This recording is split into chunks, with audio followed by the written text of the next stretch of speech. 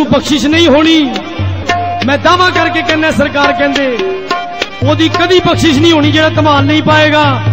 ان تالیوں کے بجانے کو، ان سیٹیاں مارنے کو کفار مکہ عبادت سمجھتے تھے. آج جائیے درگاہوں کی منظر کو دیکھ لیجئے، وہاں بھی صوفیاء جوہلا ڈھول پیٹ رہے ہیں، چمٹے بج رہے ہیں، تالیاں بج رہی ہیں. جیسے مولوی طارق جمیل کے آنے پر تالیاں بجائے گی.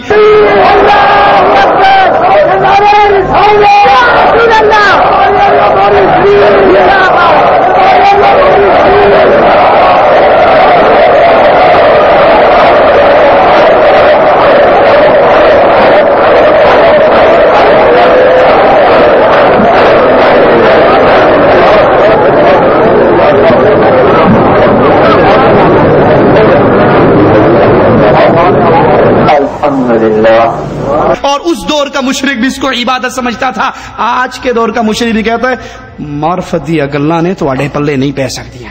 اللہ ایسی عقل ہمیں دے ہی نہ جس میں تالیاں عبادت بن جائے.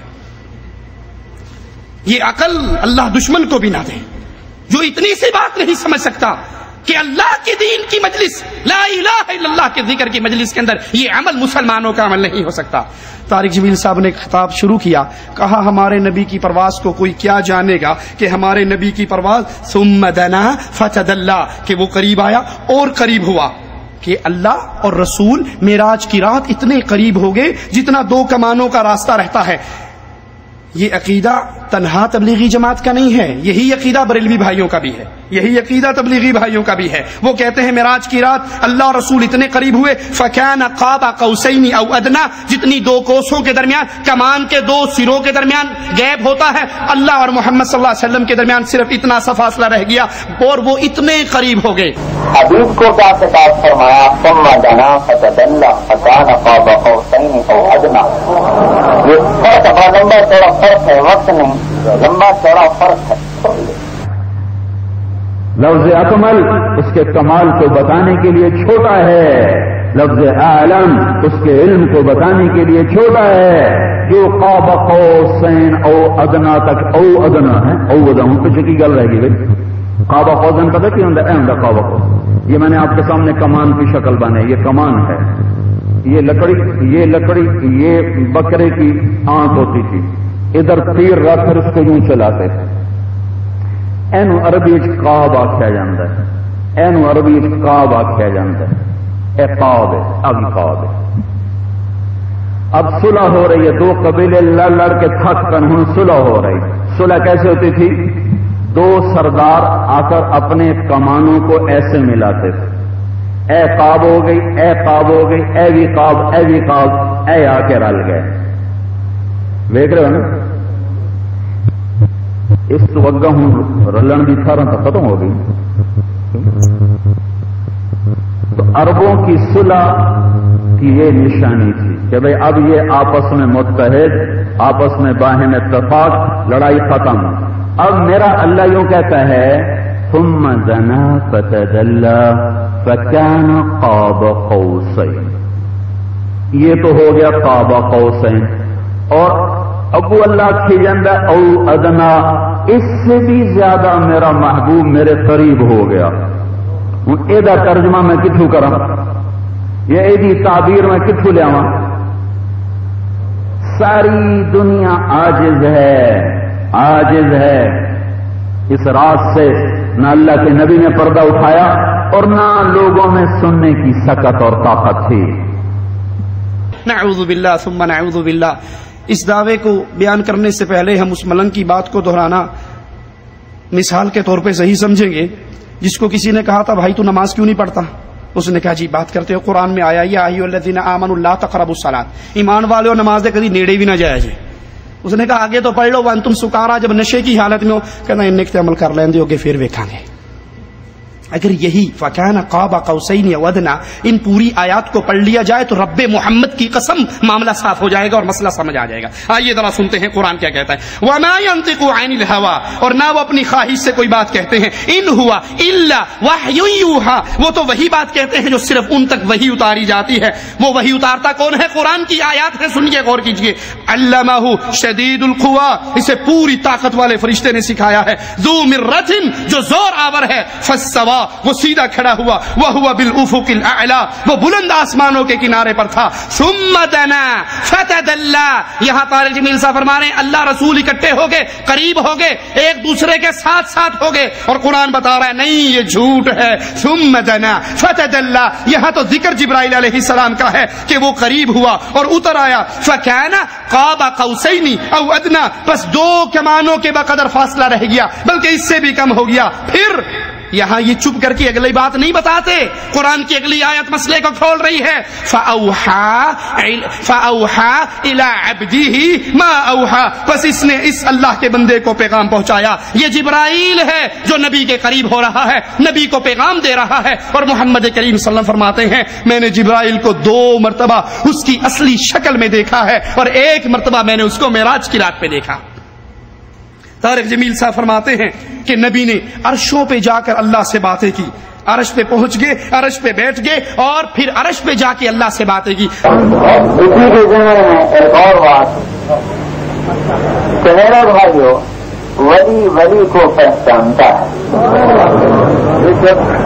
ابدال کی پرواز کو نہیں پہچان سکتا، ابدال کی پرواز دیکھتا ہے، قطب کی پرواز نہیں دیکھ سکتا، قطب کی پرواز دیکھتا ہے، قطب الاقطاب کی پرواز نہیں دیکھ سکتا، قطب الاقطاب کی پرواز دیکھتا ہے، غوث کی پرواز نہیں دیکھتا، غوث کی پرواز دیکھتا ہے، نبی کی پرواز نہیں دیکھ سکتا، نبی کی پرواز دیکھتا ہے، خاتم الانبیاء کی پرواز نہیں دیکھ سکتا۔ اپنے نبی کو صرف اللہ نے جانا اور کسی نے نہیں جانا، حدیث کا ترجمہ ہی نہیں ہو سکتا۔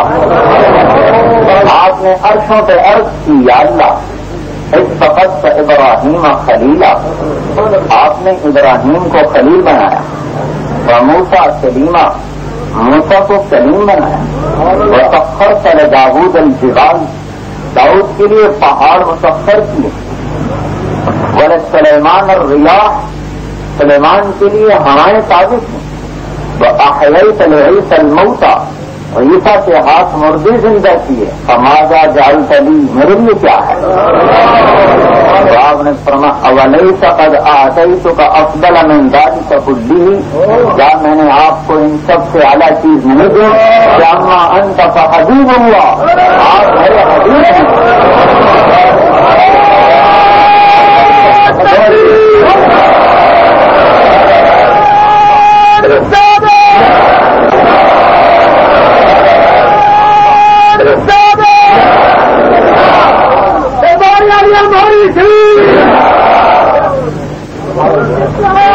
اور فرمایا اگلی بات، وما ذکرت الا ذکرت معی، اے میرے حبیب میرا ذکر مکمل ہو ہی نہیں سکتا تیرے ذکر کے بغیر۔ یہ سب عرش پہ بات ہو رہی ہے۔ حالانکہ قرآن ہمیں کیا بتاتا ہے ذرا غور کیجئے، قل لو كان معه آلهة كما يقولون اذا لابتغوا الى ذي العرش سبیلا، لوگو اگر اللہ کے علاوہ کوئی الہ ہوتا جیسے ان اہل شرک کا دعویٰ ہے تو وہ الہ ضرور عرش پہ چڑھنے کے لیے سیڑھی پا لیتا، راستہ پا لیتا، کیونکہ اللہ جیسے اپنی عبادت میں تنہا ہے، توحید صفات بھی سنیے، جیسے اللہ توحید عبادت میں اپنی عبادت میں تنہا ہے، اسی طرح اللہ اپنی صفات میں تنہا ہے۔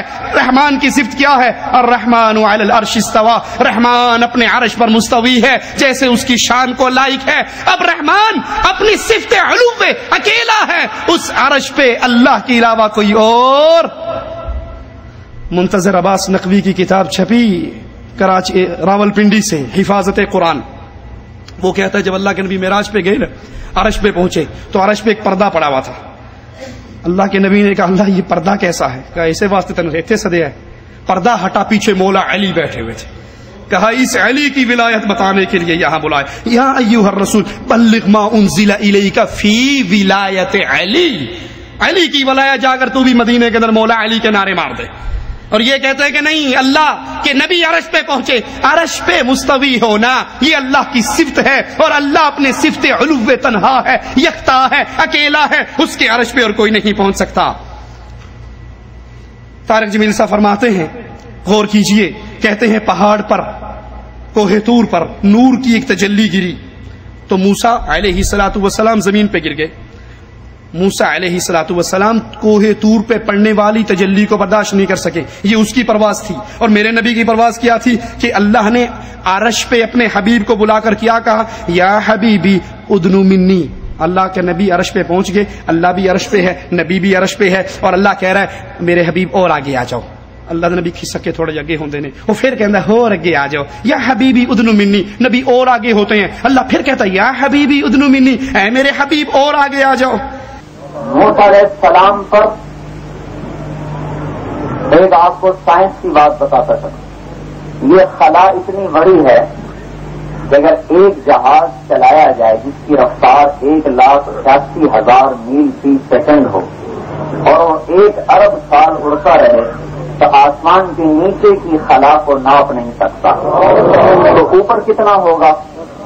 پھر عرش کے اوپر 70,000 پردے، وہاں سے ادنا تجلی نور کی پڑی تو موسیٰ علیہ السلام کو 40 دن ہوش نہیں آیا، مر موسیٰ صعقا بہوش۔